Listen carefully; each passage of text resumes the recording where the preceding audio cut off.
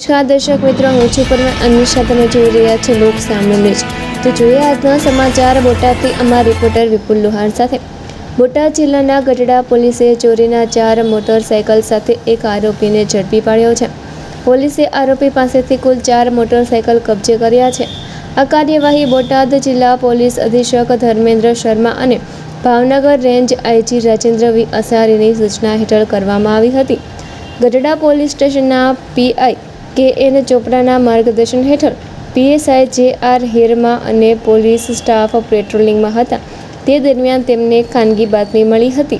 બાતમીના આધારે ચોરી કરવાની ટેવવાળો શૈલેષભાઈ ઉર્ફ કાળિયો જીવરાજભાઈ ડાભી ખણકા ગામ નજીક મામાદેવના મંદિર પાસે શંકાસ્પદ મોટરસાયકલ સાથે હાજર હતો.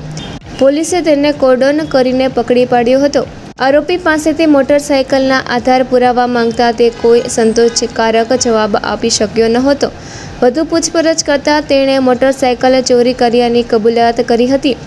તેણે અન્ય 3 ચોરી કરેલ અને છુપાવેલા મોટરસાયકલ પણ બતાવ્યા હતા, જે પોલીસે કબજે કર્યા હતા.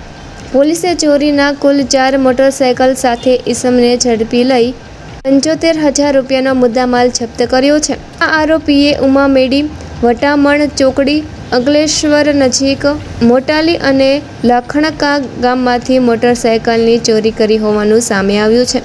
પોલીસે આરોપી વિરુદ્ધ કાયદેસરની કાર્યવાહી હાથ ધરી છે. તો ફરી મળીશું એક નવા સમાચાર સાથે. ત્યાં સુધી જોતા રહો લોક સામનો ન્યૂઝ.